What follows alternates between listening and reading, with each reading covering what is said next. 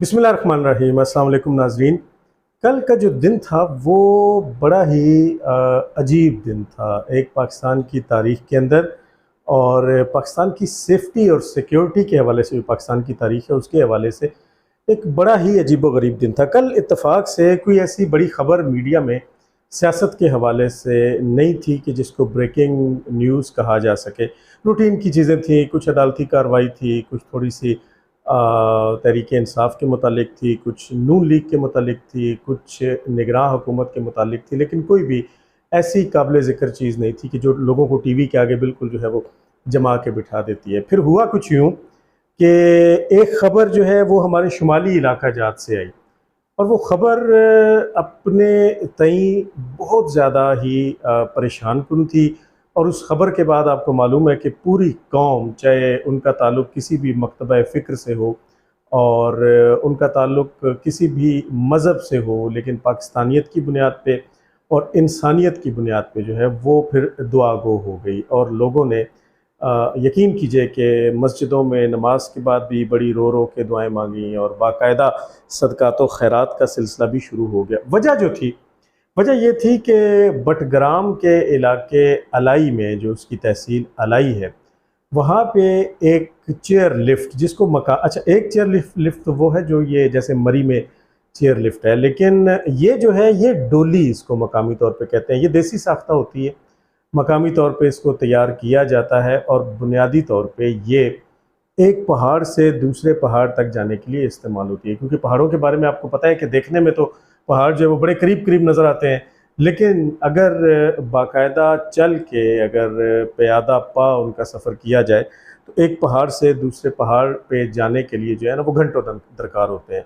अब वहाँ चूँकि शुमाली इलाका जात और पाकिस्तान में ख़ास तौर पे जो ये पख्तूनख्वा के पहाड़ी सिलसिले हैं, और कश्मीर का जो इलाका है, जीबी गिलगित बल्तिस्तान का जो इलाका है, वहाँ ख़ास तौर पे ये जो डोलियाँ हैं ये आपको जा बजा लगी हुई नज़र आती हैं, और बिल्कुल रूटीन है। जो लोग हैं, बड़ा थोड़ा-सा इसका टिकट होता है, और वो इसको किसी तफरीह के लिए इस्तेमाल नहीं करते, बल्कि मिलने-मिलाने के लिए, एक जगह से दूसरी जगह जाने के लिए जो है वो इसको इस्तेमाल करते हैं। बिल्कुल इसी तरह ये वाली जो डोली थी, ये स्कूल के बच्चे इस्तेमाल कर रहे थे। इस पहाड़ पे गाँव था, और सामने वाले पहाड़ के ऊपर जो है वो गवर्नमेंट का एक स्कूल था, जिसमें तकरीबन 150 बच्चे जो हैं वो तालीम हासिल कर रहे थे। तो वो रोज़ाना इसी डोली से ना सिर्फ ये कि आते थे, बल्कि इसी डोली से वो वापस जाते थे। इसके साथ एक पुली और चरखी का सिस्टम अटैच होता है।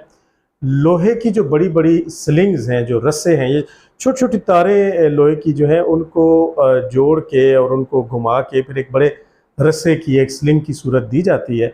उसके साथ ये डोली मोस्टली अटैच होती है। सवात में भी आपने देखा बहुत सी ये डोली जो है वो बहुत सी जगहों पे लगी हुई है। और फिर जब ये चलती है तो वो जो चरखी और पुली का सिस्टम है, वो जो मैकेनिज़्म है वो घूमता है, वो इसको चलाता है, और एक पहाड़ से दूसरे पहाड़ तक, ओरिजिन से डेस्टिनेशन तक जो है वो इन्हें पहुंचा देता है। चूँकि लोग इससे बड़ा यूज़ टू होते हैं, जो मकामी लोग होते हैं, तो उन्हें किसी किस्म का खौफ भी महसूस नहीं होता। वो उनके लिए ये एक बड़ी रूटीन की चीज़ होती है। क्योंकि इस इलाके में और इन इलाकों में ये डोलियाँ बहुत हैं, तो डोलियाँ लगाने के जो एक्सपर्ट हैं, जो कि डोलियाँ बनाने वाले और उनको इंस्टॉल करने वाले हैं, वो भी ज़ाहिर है उसी इलाके में। अगर आप पंजाब के मैदानी इलाकों में किसी को कहेंगे कि वो आपको इस तरह की डोली इंस्टॉल कर दे, तो शायद आपको दूर दूर तक ऐसा कोई बंदा जो है वो नहीं मिलेगा, क्योंकि वहाँ पे इस तरह का रवाज नहीं है। वहाँ पे ज़मीनी रास्ता बड़ा आसान है, तो लोग डोली का सिस्टम क्यों इस्तेमाल करें। लेकिन पहाड़ी इलाकों में क्योंकि डोली के अलावा दूसरा कोई हल नहीं है, हुकूमत ने इतने ज़्यादा ब्रिजेज़ जो हैं उनको तामीर नहीं किया हुआ, और शायद ऐसा इतनी जल्दी मुमकिन भी नहीं है, तो अपनी मदद आपके तहत लोगों ने इन डोलियों को लगा रखा है।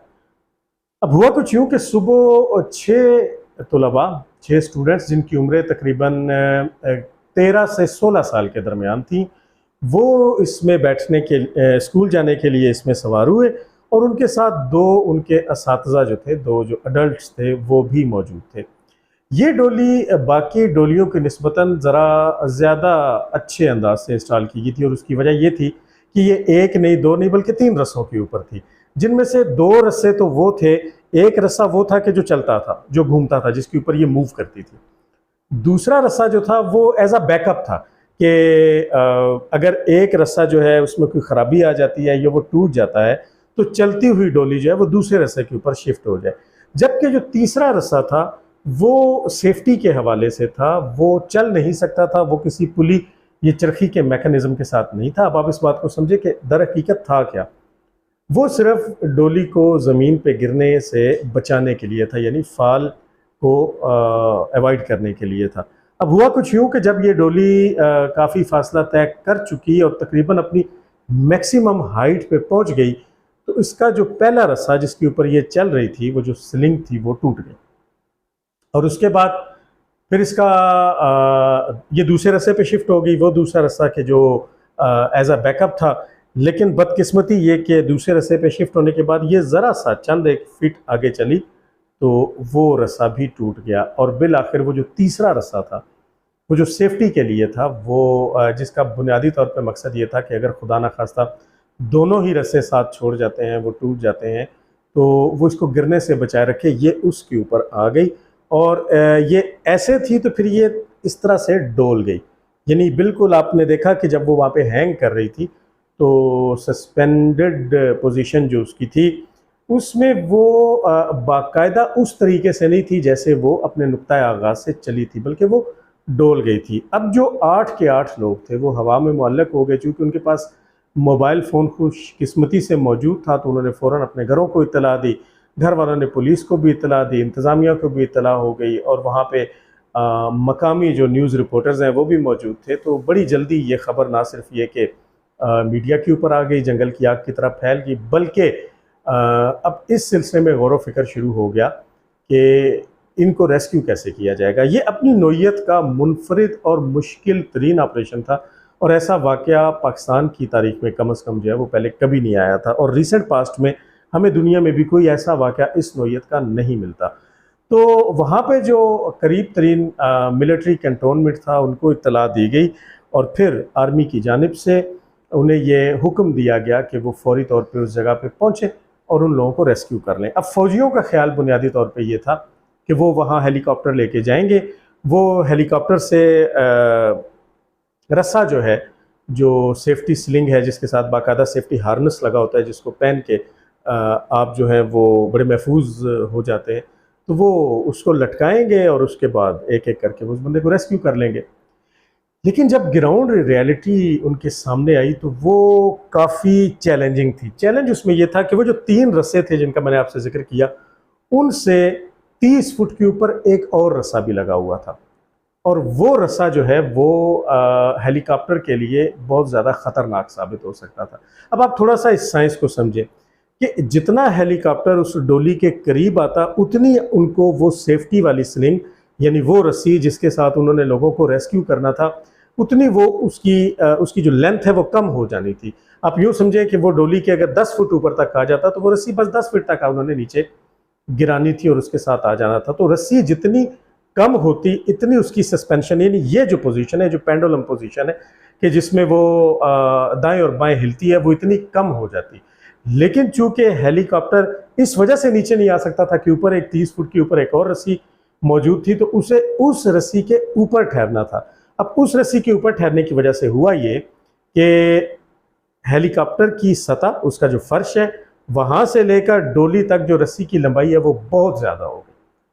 और ये वो टेक्निकल रीज़न थी कि जिसके लिए बार बार उसकी रैकी की गई और उसको देखा गया, और दूरबीन की मदद से उस जॉइंट का भी जायज़ा लिया गया कि जिसके ऊपर वो लिफ्ट जो है वो उस आखिरी एक रस्से के साथ फंसी हुई थी। तजर्बे के तौर पे पहले कमांडो को नीचे उतारा गया, रस्सी के ज़रिए नीचे लटकाया गया, लेकिन हुआ यही कि चूँकि हवा भी बहुत तेज़ चल रही थी और उस इलाके में चूँकि मौसम बड़ा खुशगवार होता है, बादल भी छाए होते हैं, और उस वक्त बादल छाए हुए, तो जैसे ही वो कमांडो नीचे लटका, उस रस्सी की मदद से वो नीचे आया, तो वो रस्सी झूलने लगी। और दूसरी एक गड़बड़ उसमें ये हुई कि जैसे ही वो हेलीकॉप्टर उस डोली के करीब जाता था, तो आपको मालूम है कि हेलीकॉप्टर की जो उसका पर होते हैं, जो उसका पंखा होता है, वो अमूमन जब लैंडिंग भी कर रहे होते हैं तो वहाँ से मिट्टी और धूल उठती है, क्योंकि उसका बड़ा प्रेशर होता है। तो हवा के उस दबाव, उस प्रेशर की वजह से वो जो रस्सी है, वो जो डोली है, वो हिलने लगती थी। अब चूंकि डोली की 2 रस्सियाँ जैसे मैंने कहा कि टूट चुकी थी, और डोली अपनी आखिरी उम्मीद, आखिरी रस्से के ऊपर आ चुकी थी। तो इस बात का कभी इम्कान और ख़तरा मौजूद था कि हवा के उस प्रेशर के बायस बहुत ज़्यादा हरकत की वजह से ये आखिरी रस्सी का सहारा अगर टूट गया, खुदा न खास्ता, तो वो जो डोली है वो 1500 फुट नीचे वो जो बरसाती नाला है उसमें जा गिरेगी, और फिर खुदा न खास्ता क्या अंजाम होता उसका अंदाज़ा आप सबको है। तो ये एक बड़ा टेक्निकल ऑपरेशन था जिसको स्ट्रेटेजी के ज़रिए अंजाम देना था। तो फ़ौज ने बुनियादी तौर पे काफ़ी घंटे जो हैं वो इसमें सर्व किए, लेकिन इस दौरान उन्होंने अपने उस सस्पेंडेड रस्सी के ज़रिए वो जो एक कमांडो लटक रहा था उन लिफ्ट वालों को न सिर्फ ये कि खाना और पीने का पानी पहुंचाया, बल्कि उनको दिल की धड़कन को स्टेबल करने वाली और ट्रामा से निकलने वाली अद्वियात भी पहुंचा दी, ताकि उनको थोड़ा सा सुकून भी मैसर हो और उनको ये भी पता चल जाए कि अब उनको निकालने का जो अमल है वो बाकायदा तौर पे शुरू हो गया है। अब वो जो कमांडो है वो उस डोली को इसलिए हाथ नहीं लगाता था कि कहीं उसको डोली के हाथ लगाने की वजह से भी डोली अपनी जगह से सिरक के नीचे ना गिर जाए। जैसे मैंने कहा कि ये ऑपरेशन बड़ा चैलेंजिंग था। तो इसके 3 फेजेस किए गए, तीनों फेजेस में चक्कर लगाए गए, रैकी की गई, खाना पहुंचाया गया, पानी दिया गया, अद्वियात दी गई, और इस बात का अंदाज़ा लगा लिया गया कि अब होगा क्या और इस ऑपरेशन को अंजाम कैसे दिया जाएगा। अब इस दौरान रेस्क्यू के लोग जो हैं उनको भी तलब कर लिया गया था, जो सिविल डिफेंस का इदारा है उसको भी तलब कर दिया गया था, और वो जो लोग हैं वो जो लोकल एक्सपर्ट थे जो कि बुनियादी तौर पे जिप लाइन के एक्सपर्ट थे, यानी कि उस रस्सी को भी इंस्टॉल करने के और उसके ऊपर उन डोलियों को लगाने वाले थे, उनको भी बुला लिया गया था। क्योंकि बुनियादी मकसद यहाँ पे किसी इदारे का ऊपर होना या नीचे होना नहीं था, बल्कि एक इज्तमाई कोशिश करके उन 8 कीमती जानों को बचाना था। कौम की दुआएं साथ थी, और फिर बिल आखिर जो चौथी अटैम्प्ट थी उसमें इस ऑपरेशन को शुरू कर दिया गया। जिप लाइन के ज़रिए एक एक्सपर्ट जो है वो उसने अपने आप को उसी रस्सी से, जिस रस्सी पे डोली लटक रही थी, बांधा और वो वहाँ तक पहुँचा, और पहुँचने के बाद उसने एक बच्चे को वहाँ से रेस्क्यू कर लिया।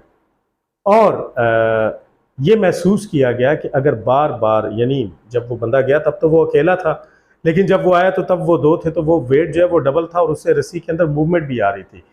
तो ख़तरा महसूस करते हुए कि बाकी लोगों की जान को ख़तरा ना हो, उसको दोबारा ऐसा करने से मना कर दिया गया। और फिर आहिस्ता आहिस्ता आहिस्ता आहिस्ता उसके करीब जाके हेलीकॉप्टर ने बच्चों को रेस्क्यू करना शुरू कर दिया, और यूँ 4 बच्चे जो हैं उनको मगरिब होने से पहले पहले, रोशनी कम होने से पहले पहले रेस्क्यू कर लिया गया, और ये सारा कुछ पाकिस्तान आर्मी की जानिब से किया गया। शाम तक जो है वो 8 लोगों को रेस्क्यू कर लिया गया, और ये जितना ऑपरेशन था ये Pakistan army aviation, SSG commandos, Pakistan air force, उसके हेलीकॉप्टर्स, रेस्क्यू 1122 सिविल डिफेंस का इदारा, लोकल जो मकामी लोग थे, और उसमें वो जो जिप लाइन के एक्सपर्ट थे, जैसे मैंने आपसे जिक्र किया कि वो लोग जो इसको इंस्टॉल करते हैं इस डोली को, वो जो एक्सपर्ट थे, मतलब ऐसा नहीं था, ऐसा हरगिज़ नहीं था कि एक मकामी आदमी जो बिल्कुल अनट्रेंड था और जिसको इस बारे में कोई पता नहीं था, वो सिर्फ जज्बाती होकर उठा, उसने अपने आप के साथ स्लिंग बांधी, उसको एंकर किया उस रस्से के साथ और वो वहाँ चला गया। ऐसा नहीं था, बल्कि जिप लाइन के जो एक्सपर्ट थे वो थे। तो शाम रात तक जो है वो कौम की दुआएं रंग ले आईं, और अल्लाह पाक ने बड़ी मेहरबानी की, और ये खुशखबरी और ये काबिल फ़ख्र बात हमें सुनने को मिल गई कि पाकिस्तान की तारीख़ का मुश्किल तरीन ऑपरेशंस में से एक, जो कि अपने नौइयत का मुनफरिद भी था, चैलेंजिंग भी था, उसमें कामयाबी हासिल हो गई है, और वो जो 8 कीमती जानें हैं उन्हें अल्लाह ताला ने अपने फजल करम से बचा लिया है। अब उसके बाद जो मुल्क के दोस्त हैं, जो खैर खा हैं, जो कौम है जो उनके लिए दुआएं करती रही, वो तो बड़ी खुश है। देखिए वो जो मुल्क दुश्मन अनासिर हैं, मैं बड़ा खुल के कहूँगा, वो जो 9 मई के दहशत गर्द हैं, वो जिन्होंने कर्नल शेर खान के मुजस्मे का सर काटा था और बाकी शुहदा के नामों के ऊपर जूते मारे और फौजियों के ऊपर डंडे बरसाए थे, वो जो ट्रोलिंग ब्रिगेड थी, उन्होंने एक गलीज़ और एक नापाक मुहिम का आगाज़ किया। अब आप ज़रा, मैं थोड़ा सा उसकी जुज़ियात में जाना चाहता हूँ। मुझे खुद जो है वो कुछ लोगों के वॉइस मैसेजेस आए हैं जिनका ताल्लुक़ कौम यूथ से है, और मैंने उनका जवाब भी देना गवारा नहीं किया। और उसमें यह था कि आप तो जानते हैं कि ये सारा दिन ड्रामा चलता रहा है, और फ़ौज जो है वो सिर्फ उसने तमाशा लगाए रखा है, और 23 मार्च को तो ये लोग तमाशा लगाते हैं। बुनियादी तौर पे वो जो 23 मार्च को आपको पता होगा कि एक दस्ता SSG कमांडोज़ का आता है, और उसके बाद फिर मेजर जनरल साहब की क़यादत में एक वो जो पैराशूट के ज़रिए जहाज़ से नीचे उतरते हैं और अपने सलाहियतों का मुज़ाहरा करते हैं, वो उसको एक सर्कस कह रहे थे। और वो कह रहे थे कि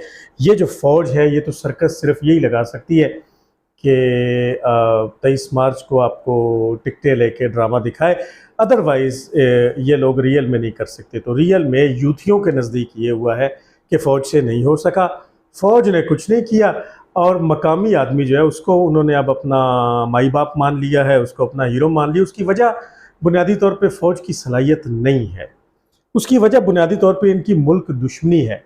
उसकी वजह यह है कि अब फ़ौज में इनका जनरल बाजवा नहीं है और इनका जनरल फैज़ नहीं है, बल्कि अब फ़ौज में जनरल हाफिज़ सैयद आसिम मुनीर है।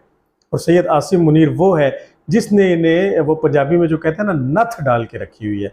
तब चूँकि तकलीफ़ बहुत ज़्यादा है और उस तकलीफ़ को ज़ाहिर है कहीं ना कहीं तो यूथियों ने एक्सप्रेस करना है, तो उन्होंने ये गलीज़ प्रोपेगेंडा शुरू किया। और उन्होंने ये भी कहा कि देखें, ये 23 मार्च को करतब और सर्कस लगाने वाले एक डोली से रेस्क्यू तो कर नहीं सके और वो तो मकामी लोगों ने किया। तो ये in case of a real emergency अगर दुश्मन फ़ौज का हमला हो जाता है तो तब ये कुछ भी नहीं करेंगे। तो ये बड़ा अलार्मिंग है। तो ये इनकी वो गलीज़ प्रोपेगेंडा मुहिम थी। अच्छा, दूसरा, उसके बाद इन्होंने ये कहा कि अभिनंदन जो है उसको भी देखें, उसको तो मकामी लोगों ने गिरफ्तार किया था, फ़ौज ने उसमें क्या किया।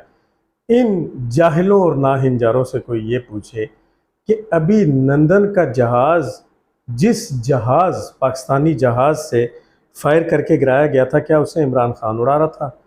क्या उसे परवेज़ खटक उड़ा रहा था? क्या उसे महमूद खान उड़ा रहा था? क्या शीरीन मज़ारी उसकी पायलट थी?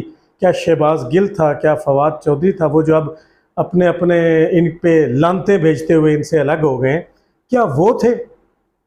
जहाज़ तो एयरफोर्स ने गिराया था और अभिनंदन उससे पहले उसमें से खतरे को भांपते हुए इजेक्ट कर गया था। और जाहिर है वो किसी फौजी यूनिट में तो गिरा नहीं था, वो जब मकामी आबादी के ऊपर गिरा तो मकामी लोगों ने ही उसको पकड़ना था। और हमेशा से ऐसा होता है, ऐसे थोड़ी होता है कि मकामी आबादी देखती रही, जबकि वो मुसल्ला भी था, उसके हाथ में पिस्टल भी था और फौज का इंतज़ार करती है। तो लानत हो ऐसी सोच रखने वालों पे और लानत हो ऐसी सोच पर।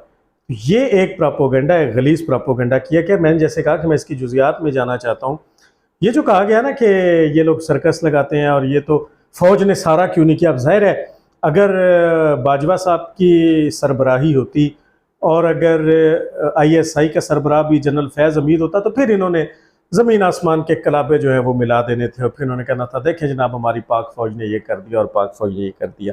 अब यूथियों को बुनियादी तौर पे एतराज़ ये है, उनको इस बात से कोई गरज नहीं कि 8 जानें जो हैं वो बचा ली गई और 8 कीमती जानों को अपनी एक हिकमत अमली के ज़रिए बचाया गया। मैंने जैसे पहले अर्ज़ की, फ़ौज ने या किसी भी इदारे ने ये नहीं किया कि वो उसका क्रेडिट ले, बल्कि उन्होंने एक टीम वर्क किया, एक इज्तिमाई कोशिश की और उन्होंने उसको बचा लिया। जबकि यूथिये ये कहते हैं कि ये फ़ौज ने तो नहीं किया, ये तो साहिब जान ने किया, ये तो मिस्टर ए, मिस्टर बी और मिस्टर सी ने किया, जो कि फ़ौजी नहीं थे। अब मैं एक छोटी सी गुजारिश ये रखना चाहता हूँ आप लोगों के आगे कि वो जो सिविल डिफेंस का इदारा है, वो जो जंगी हालात में, आपको याद होगा कि वाजपेयी के दौर में भी और फिर मोदी के शुरू के दौर में भी हमारे बॉर्डर पे फ़ौजें लगाई गई थी। तो वो जो हमें मोर्चों में जाना सिखाया जाता है, वो जो मोर्चे खोदना सिखाया जाता है और सिविल डिफेंस जो काम करती है उसका ताल्लुक तो फ़ौज से नहीं होता।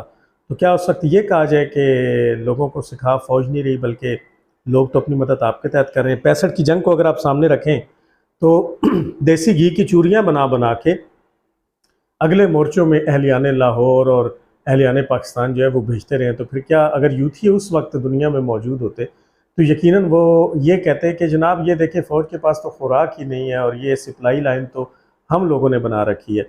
और तो और मैं बड़े यकीन से कहूँ कि यूथिये अगर 65 की जंग में मौजूद होते और उस वक्त इनके साथ यही सलूक होता जो कि सलूक इनके साथ अब हुआ है और जो इनको ठिकाने लगाया गया है, तो इस वक्त इनकी बकवासियात ये होती कि 65 की जंग जो है वो फ़ौज ने नहीं जीती, वो तो नूरजहाँ के गानों की वजह से जीती गई।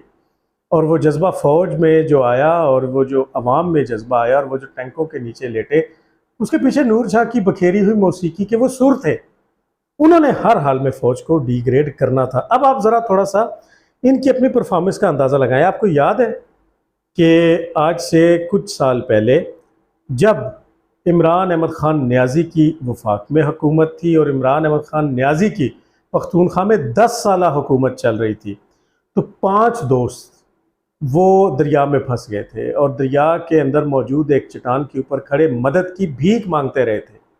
लेकिन पख्तूनख्वा हुकूमत का जो हेलीकॉप्टर है, वो पख्तूनख्वा हुकूमत का हेलीकॉप्टर इमरान अहमद ख़ान नियाज़ी के लिए इधर वज़ीर आज़म हाउस में रिक्शा बना हुआ था और ये साइकिल पे हालैंड के वज़ीर आज़म की ऑफिस जाने की मिसालें देने वाला इमरान अहमद ख़ान नियाज़ी हेलीकॉप्टर से बनीगाला से प्राइम मिनिस्टर ऑफिस और प्राइम मिनिस्टर ऑफिस से बलीगाना जाया करता था। और नतीजा ये निकला था कि ज़िंदगी और मदद की भीख मांगते वो पाँचों के पाँचों दोस्त शहीद हो गए थे। वो दरिया बुर्द हो गए थे, दरिया की लहरें उन्हें ले डूबी थी। और वफाक और पख्तूनख्वा में यूथियों की हुकूमत थी, लेकिन उस वक्त इनकी लंबी ज़ुबानें खामोश थी। उस वक्त फ़ौज के अंदर मौजूद क़यादत भी इनकी मर्ज़ी की थी, लेकिन कोई उन्हें बचाने नहीं आया था। आज एक टीम वर्क हुआ है, बिल्कुल टीम वर्क हुआ है। उसमें क्रेडिट 1122 को जाता है, उसमें क्रेडिट सिविल डिफेंस को जाता है, उसमें क्रेडिट लोकल इंतज़ामिया को जाता है, उसमें क्रेडिट जिप लाइन एक्सपर्ट्स को जाता है और उसमें क्रेडिट पाकिस्तान आर्मी SSG और पाकिस्तान एयरफोर्स को जाता है। मकसद उन 8 लोगों की ज़िंदगी बचाना था। पूरी दुनिया के चैनल्स ने और मीडिया ने इसको फोकस कर रखा था और वो सब हैरान है कि इतना मुश्किल तरीन ऑपरेशन जो कि चैलेंजिंग था, उसको अल्लाह ताला के फ़ज़ल और करम से ना सिर्फ ये कि पूरा किया गया, बल्कि अल्लाह ताला ने उन 8 लोगों की जान जो है वो बचाई। अब ये है बुनियादी तौर पे तहरीके इंसाफ का वो गलीज़ चेहरा।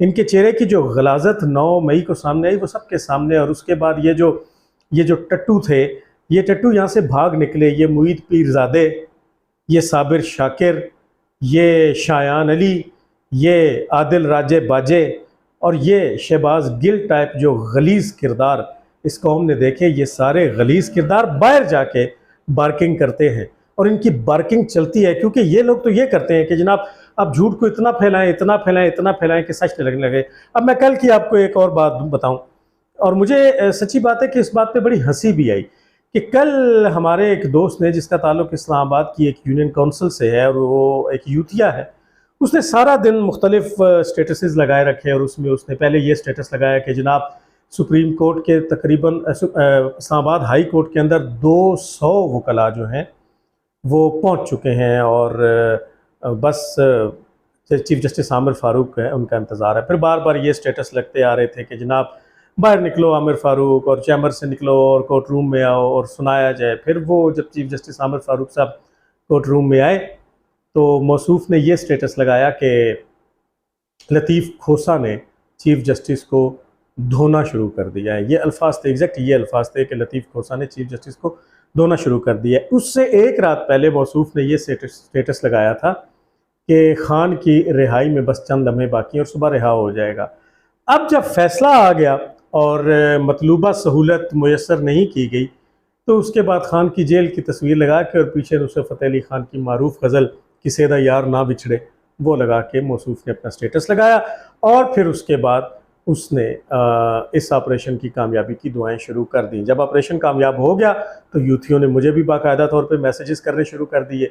मैंने कभी इतना खुल के इनका नाम नहीं लिया, लेकिन पाकिस्तानियत हमारे लिए हमारे दीन के बाद सबसे बड़ी चीज़ है। पाकिस्तान है तो हम हैं। पाकिस्तान खुदा न खास्ता अगर उसके वजूद को ख़तरा है तो फिर हमारी ज़िंदगियों को भी ख़तरा है। आपने वो ख़बर सुनी है आज कि भारत के अंदर आपके पड़ोस में तकरीबन 66 रेलवे स्टेशन जिनका नाम मुसलमानों के नाम पे था, उनको बदल दिया गया और 500 से ज़्यादा शहरों और मकामात के नाम जो कि मुसलमानों के नाम पे थे, जैसे अहमदाबाद वगैरह, उनको तब्दील किया जा रहा है। और अब फ़िरोज़पुर और अलीगढ़ और लखनऊ के नाम तब्दील किए जा रहे हैं। तो अगर हमारे यहाँ ऐसा नहीं है और हम इस चीज़ से बचे हैं तो उसके पीछे पाकिस्तान है। और पाकिस्तान दुश्मन जो ये एक टोला है जिसको यूथिया कहते हैं, फ़ौज बिल्कुल ठीक करके इनको ठिकाने लगा रही है और इनका अंजाम यही होना चाहिए। कल का जो दिन था वो बड़ा मुबारक दिन इस हवाले से था कि 8 कीमती जानों को अल्लाह पाक ने बचाया और उसमें उसका जो सेहरा है वो हमारे इन तमाम इदारों के सर जाता है। लेकिन कल का जो दिन था वो एक आईना भी था, कल का जो दिन था वो एक टेस्ट भी था, एक चेक भी था इस कौम यूथ के हवाले से कि ये पाकिस्तान और पाकिस्तान की फ़ौज के साथ कितने मुखलिस हैं। इंशाल्लाह अगले शो में आपसे दोबारा मुलाकात होगी।